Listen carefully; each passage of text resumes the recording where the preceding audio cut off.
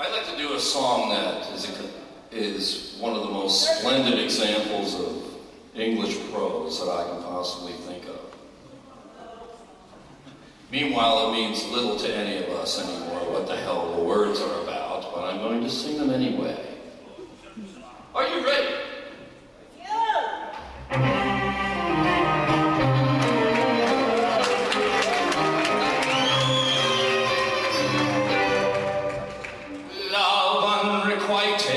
Robs me of my rest.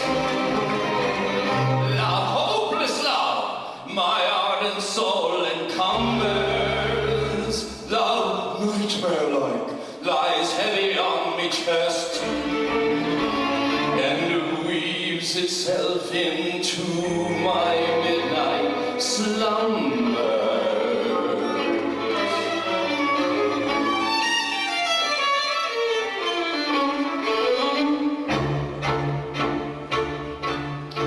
When you're lying awake with a dismal headache and repose is tattooed by anxiety, I can see we may use any language you choose to indulge you with utter propriety. For your brain is on fire, the bedclothes conspire of usual slumber to plunder you. First your caliphate goes and then covers your toes, and your sheet slips demurely from under you. Next the blanketing tickles, you feel like to be pickles so terrible, sharp as the pricking. And you're hot and you're cross and you tumble and toss, and there's nothing twixt you and the ticking. Next the bedclothes all creep to the ground in a heap, and you pick them all up in a tangle. Then your pillow resigns and politely declines to remain in its usual angle.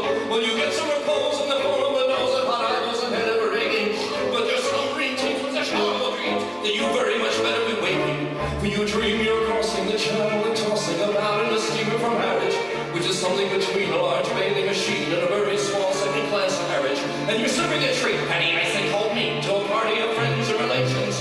They're a ravenous horde, and they all came on board as long squares like Kensington stations. Then bound on that journey, you find your attorney who started that morning from Devon.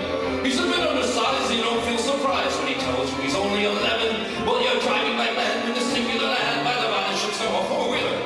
And you're playing round games, and he calls you bad names when you tell him the ties by the dealer. Well, this you can't stand, so you throw up your hand, and you find you're as cold as an icicle. And your shirt and your socks are like silver gold clocks crossing Salisbury Plain on a bicycle. And he and the crew are on bicycles too, which they've somehow or other invested in. And he's telling the tars of the particulars of a company he's interested in. It's a scheme of devices to get at low prices, all goods from car pictures to cables, which tickle the sailors by treating retailers as though they were all vegetables.